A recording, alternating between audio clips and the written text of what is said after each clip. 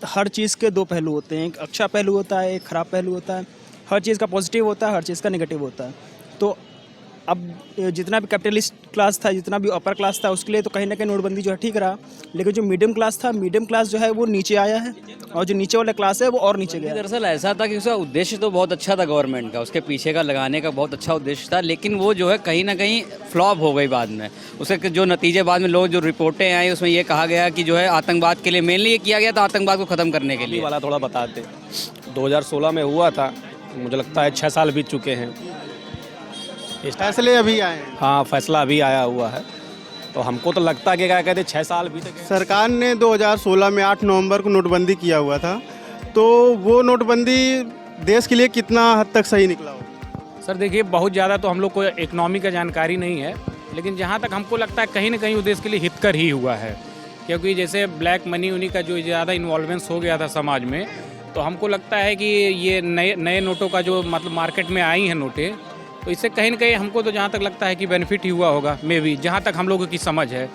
बाकी तो बहुत ज़्यादा जानकारी हम लोग नहीं बता सकते हैं। क्या मीडियम क्लास के जो लोग हैं, जो परिवार हैं, क्या उनको नोटबंदी की वजह से क्या कुछ फायदे हुए? देखिए, हर चीज़ के दो पहलू होते हैं, एक अच्छा पहलू होता है, एक ख़राब पहलू होता है। हर चीज़ का पॉजिटिव होता है, हर चीज़ का नेगेटिव होता है। तो अब जितना भी कैपिटलिस्ट क्लास था, जितना भी अपर क्लास था, उसके लिए तो कहीं ना कहीं नोटबंदी जो है ठीक रहा। लेकिन जो मीडियम क्लास था, मीडियम क्लास जो है वो नीचे आया है और जो नीचे वाला क्लास है वो और नीचे गया है। एक्सट्रीम पॉवर्टी अगर आप देखेंगे वर्ल्ड बैंक के हिसाब से, एक्सट्रीम पॉवर्टी इंडिया में घटी है, 11% लगभग घटी है 2011 से 2019 के बीच में। लेकिन जिस तरीके से घटनी चाहिए थी, वर्ल्ड बैंक का खुद का स्टेटमेंट है, जिस तरीके से घटनी चाहिए थी उस तरीके से नहीं घट पाई है। तो कहीं ना कहीं डिमोनेटाइजेशन एक अच्छे इंटेंशन से किया गया, एक बैड इम्प्लीमेंटेशन का नतीजा है। जैसे रघुराम राजन का कुछ दिन पहले राहुल गांधी के साथ एक इंटरव्यू हुआ, उसमें उन्होंने कहा कि नोटबंदी पर जब बातचीत हुई तो उन्होंने कहा कि जो है कि कहीं ना कहीं जो है नोटबंदी वो हितकर नहीं रहा भारतीय लोगों के लिए। तो इस पर आप कुछ देखिए, रघुराम राजन क्या है? रघुराम राजन एक बहुत ही पढ़े लिखे, इकोनॉमिक्स के बहुत ही जानकार इंसान हैं और उनकी कीमत हम लोग को शायद अभी ना पता हो। और उसके अलावा अगर आप जाएंगे थोड़ा यूरोपियन सेंट्रल बैंक वगैरह जाएंगे, देखेंगे जाके, और अमेरिका वगैरह की इकोनॉमिक्स को कवर करेंगे जाके, थोड़ा समझेंगे जाके, एक चीज़ समझ में आएगी कि उनको एडवाइज़र बहुत लोगों ने बना रखा है, इकोनॉमिक्स के अच्छे जानकार हैं। और दूसरी चीज़ ये है कि डिमोनेटाइजेशन को समझना, आप अलग अलग पहलू से समझेंगे, अलग अलग चीज़ें निकलती आएंगी। जितना समझते जाएंगे उतना ही आपको वो चीज़ एक्सप्लोर करते जाएंगे, उतना समझ में आएगा कि हाँ ये चीज़ जो है अच्छी थी, ये चीज़ ख़राब थी। कई पहलू हैं एक चीज़ के। जैसे कि नोटबंदी जब लगाया गया तो इस पे सरकार ने एक दो ये पहलू दिए कि जो है इससे जो है जो नकली नोट्स हैं और जो है आतंकवाद इससे ख़त्म होगा। तो क्या लगता है कि इससे कुछ असर पड़ा था इस पर? नोटबंदी दरअसल ऐसा था कि उसका उद्देश्य तो बहुत अच्छा था गवर्नमेंट का, उसके पीछे का लगाने का बहुत अच्छा उद्देश्य था, लेकिन वो जो है कहीं ना कहीं फ्लॉप हो गई बाद में। उसके जो नतीजे बाद में लोग जो रिपोर्टें आई उसमें ये कहा गया कि जो है आतंकवाद के लिए मेनली ये किया गया था, आतंकवाद को ख़त्म करने के लिए। लेकिन बाद में ये पाया गया कई जगह जम्मू कश्मीर वगैरह में फिर से जो नोटें थी फिर से छप गई, 2000 की नोटें फिर से चलने लगी, नकली नोटें आने लगी, फिर इस कहीं ना कहीं वो फ्लॉप हो गया। लेकिन उसका जो उद्देश्य गवर्नमेंट का था वो काफ़ी ही अच्छा था और उसके कायदे में हम लोग इतने कैपेबल भी नहीं चीज़ों को इतनी बारीकी से समझ सके इकनॉमी को। जो बड़े बड़े लोग हैं वो अपनी अपनी रिपोर्टें देते हैं, उस हिसाब से कहीं ना कहीं वो सक्सेसफुल भी रहा, कहीं ना कहीं काफ़ी उसके नतीजे भी ख़राब हैं, लेकिन उद्देश्य अच्छा था फिलहाल। जैसे कि राहुल गांधी जी मतलब एक तरीके से विपक्ष कह सकते हैं। उनका ये दावा ये रहता है कि गवर्नमेंट जो होती है, जो अभी सरकार में जो मौजूदा सरकार है, वो संसद में एक तरीके से हम लोगों के बीच में झड़प नहीं हो पाता है, एक तरीके से उस पर चर्चा नहीं हो पाती है। इस बात को आप कितना हद तक सही मानते हैं? देखिए, डेमोक्रेसी में क्या है कि विपक्ष जितना मजबूत होगा, पक्ष जो है उतने अच्छे से सत्ता को चलाएगा, उतने अच्छे देश को चलाएगा। बोलते हैं मौके नहीं मिलते। हाँ, देखिए मैं बता रहा हूँ, प्रेजेंट में आपको बता रहा हूँ, लगभग 226 सब्जेक्ट्स ऐसे थे जिस पे विपक्ष जो है मांग कर रहा था कि चर्चा होनी चाहिए थी, बट नहीं हुई। और ये चीज़ कहीं ना कहीं, देखिए अगर आप इंडेक्स वगैरह भी उठा के देखेंगे तो इंडिया को एक क्या बोला गया है, लोकतांत्रिक तानाशाही। मतलब लोगों ने चुना है लेकिन तानाशाही है। तानाशाही क्यों है? आप ऐसे कह सकते हैं, जैसे इंदिरा गांधी के टाइम में क्या हुआ था कि इंदिरा गांधी को फुल फ्लैश मेजॉरिटी मिली थी उस समय में। तो इंदिरा गांधी का क्या था कि वन मैन आर्मी। देखिए, दो तरीके से होता है, एक प्राइम मिनिस्टर अगर बहुत पावरफुल है तो वो चला सकता है पार्लियामेंट्री फॉर्म ऑफ गवर्नमेंट को, और उसके अलावा या तो फिर कैबिनेट, अगर 4-5 अगर लोग आके मिलेंगे आके तो वो अपनी चलाएंगे आके, इस तरीके से होता है। अपना क्या है कि प्राइम मिनिस्टर बहुत पावरफुल है, वन मैन आर्मी। तो इस चक्कर में क्या होता है, कहीं ना कहीं वो आपको थोड़ा बहुत तानाशाही देखने को मिलेगी। और वो कहीं ना कहीं मेरे हिसाब से, मेरा पर्सनल ओपिनियन है, it can vary from person to person, कि वो कहीं ना कहीं सही होता है कि जब आपको फैसले इंप्लीमेंट कराने होते हैं, जल्दी इंप्लीमेंट कराने होते हैं, एनजीओ वगैरह का फ्रिक्शन ना रहे, तो इसमें आपका लिए कहीं ना कहीं थोड़ा तानाशाही जो होती है, हल्का तानाशाही जो होती है, स्लाइट तानाशाही, इट्स बेनिफिशियल। 2024 के आम चुनाव को आप कैसे देख रहे हैं?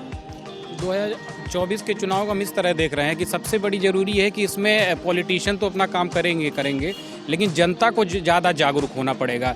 वो जो उनके जेन्युइन मुद्दे हैं या फिर उनके जो बेसिक नीड्स हैं, उनको लेकर अगर वो पॉलिटिशियन से सवाल जवाब करें और उनको लेकर, जैसे इस समय की सबसे बड़ी अगर देखे जाए, युवाओं में बहुत असंतोष है कि इस बेरोजगारी को लेकर। तो अगर जो मतलब युवाओं को इसमें बढ़ चढ़ के भाग लेना चाहिए, यही करके कि पॉलिटिशियन से ये एक्सपेक्टेशन रखना चाहिए कि उनकी जो भी योजनाएं बने या फिर जो भी उन लोग के मैनिफेस्टो में जो भी चीज़ें करें, उसमें बेरोजगारी जो है एक बड़ा मुद्दा बन के आए और इसमें युवाओं का सीधा संवाद जो है पॉलिटिशियन से हो, और वो ये बोले भी कि जैसे बाकी जो चीज़ें हैं, गैर जरूरी मुद्दे हैं, उनको साइड करके ये सब चीज़ों को फोकस करे ज़्यादा, जैसे गरीबी हुई, बेरोजगारी हुई, इन सब मुद्दों को लेकर चुनाव लड़ा जाए और जनता का भी इसमें बढ़ चढ़ करके इसमें इन्वॉल्वमेंट्स रहे। 2024 आम चुनाव एक तरीके से 2 साल अभी हैं, और राहुल गांधी का भारत जोड़ो यात्रा, क्या वो अभी बागपत पहुंच चुका है? लगभग 2800 किलोमीटर की दूरी पूरे भारत में लगभग उन्होंने अभी तय किया। तो ये आपको कहाँ तक लगता है कि ये उत्तर प्रदेश में जो है कुछ इसका असर पड़ेगा? मुझे लगता है जी बिल्कुल पड़ेगा ही असर। और वैसे भी ये होता है, एंटी इनकम्बेंसी जो होती है, एक सत्ता विरोधी थोड़ा वो तो रहता ही है कि अगर लगातार कोई भी पार्टी या कोई भी पॉलिटिशियन लगातार कोई सत्ता में है, तो थोड़ा बहुत तो उनका दूरी रहता ही है। और हमको भी लग रहा है कि जैसे राहुल गांधी जो भारत जोड़ो यात्रा पे हैं, कहीं ना कहीं ये भी मतलब ये इस यात्रा को सफल ही माना जा सकता है, क्योंकि इसमें जैसे जन भागीदारी देखने को मिल रही है कि ज़्यादा से ज़्यादा लोग इस यात्रा में जुड़ रहे हैं, तो ये हमारे ख्याल से तो सही है। तो उत्तर प्रदेश में इसका असर देखने को भी मिल सकता है और नहीं भी देखने को मिल सकता है। अब ये अलग बात है कि जैसे एक्शन से ज़्यादा इंटेंशन पे मेरा मानना होता है कि इंटेंशन ज़्यादा ज़रूरी है। तो इनका इंटेंशन कितना मतलब अच्छा है, कितना अच्छा नहीं है, उसको कितना प्रभावी ढंग से ये जनता के बीच में पहुंचा पाते हैं, उस पर भी ये निर्भर करेगा। 2024 जो आम चुनाव होने वाले हैं, अभी 2 साल का वक्त है, क्या लगता है कि विपक्ष मजबूत होगा या विपक्ष ही सरकार बनाएगी? सर अभी तो नहीं लग रहा है कि कुछ होगा, फिलहाल जब तक नरेंद्र मोदी हैं। नरेंद्र मोदी तो मान लीजिए रहेंगे अभी, लेकिन 2 साल बाद की बात कर रहे हैं जो आम चुनाव आने वाले हैं। क्या लगता है कि 1.5 साल है, 2 साल तो है नहीं, मार्च 2024-25 तक होगा लगभग, 25 में ना 24 में, हाँ मार्च 2024 तक होगा लगभग। तो विपक्ष जो है ग्राउंड लेवल पर अगर उतर कर प्रयास करेगी तो कुछ सीटों में कटौती जरूर करेगी नरेंद्र मोदी के। हालांकि मैं ये नहीं कह रहा हूँ मैं किसी पार्टी का समर्थक तो नहीं हूँ, लेकिन जो अच्छा करेगा मैं उसके पक्ष में बोल सकता हूँ। पर है कि अभी 2024 में संभव नहीं है विपक्ष को कि सरकार बना सके, लेकिन ग्राउंड लेवल पर अगर आती है तो चांस है कि कुछ सीटों में कटौती करेगी, बस इतना संभव है। नरेंद्र मोदी के बाद कौन प्रतिनिधित्व करेगा बीजेपी का, इस पर डिपेंड करेगा कि आगे विपक्ष क्या करने वाली है। नोटबंदी जो है, नोटबंदी कितना हद तक आप मानते हैं कि गवर्नमेंट ने जो नोटबंदी 2016 में किया हुआ था 8 नवंबर, वो सुप्रीम कोर्ट ने तो सही ठहरा दिया, लेकिन आम जनता इस पर क्या आम जनता इसको सही ठहराता है? अब इस पर आम जनता की देखिए, हम आप इकोनॉमी वाला थोड़ा बताते। 2016 में हुआ था, मुझे लगता है 6 साल बीत चुके हैं, फैसले अभी आए हैं। हाँ फैसला अभी आया हुआ है। तो हमको तो लगता है कि क्या कहते हैं 6 साल बीत गया है, आप नॉर्मल लाइफ वैसे भी जी रहे हैं। स्टार्टिंग में कोई भी अगर अचानक परिवर्तन होता तो कुछ समय के लिए प्रॉब्लम होता है किसी को भी, चाहे गवर्नमेंट स्तर पे हो चाहे आम स्तर पे हो। हाँ थोड़ा फेस किए प्रॉब्लम, लेकिन मुझे लगता है तो प्रॉपर सब बराबर चल रहा है।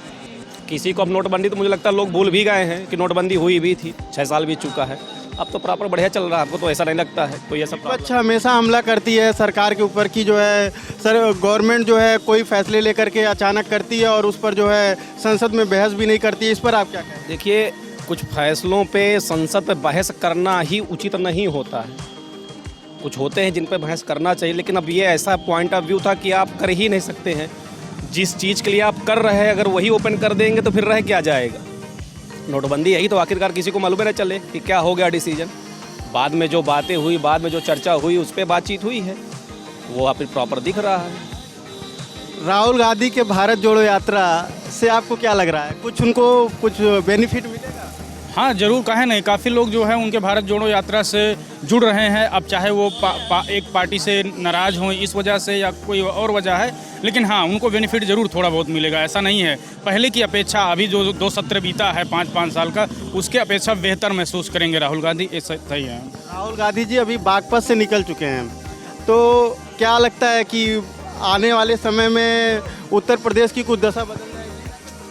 अब देखो, अभी तो यूपी में भी उतनी कांग्रेस के चांसेस तो नहीं है कोई सरकार बनाएगी। देखिए, राहुल गांधी निकले हैं वो खाली यूपी के लिए नहीं निकले हैं, वो ओवरऑल इंडिया को सब। जैसे आपको याद होगा कि गांधी जी ने जब अपनी राजनीति स्टार्ट की थी इंडिया में, तो उन्होंने पूरा भारत भ्रमण किया था, समझे थे कि आखिरकार प्रॉब्लम क्या है, हर एक जगह का ऐसा सब प्रॉब्लम है।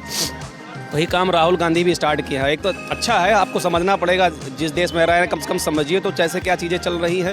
राहुल गांधी अच्छा काम कर रहे हैं, लेकिन प्रॉपर यूपी के लिए तो अभी फिलहाल क्या कहते हैं, अभी समझना पड़ेगा। कुल मिला के आप लोग यही कहना चाह रहे हैं कि विपक्ष मजबूत होगा?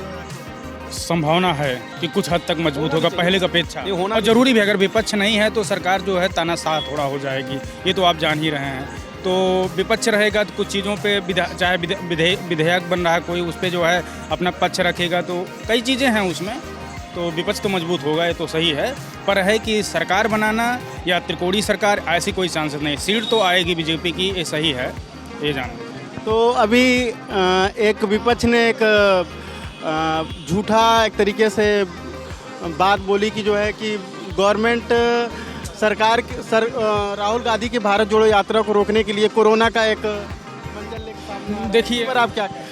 अब इसको देखो इस पर कुछ कहा ज़्यादा नहीं जा सकता। यह है कोरोना तो भाई 2 साल से 3 साल से लगभग रहा है, लेकिन हमने देखा है कि जैसे कि इसके 1 साल पहले पंचायत चुनाव रहे हैं, उसमें गवर्नमेंट ने चुनाव कराया, सरकारी अधिकारियों की ड्यूटी लगी, कई मरे भी।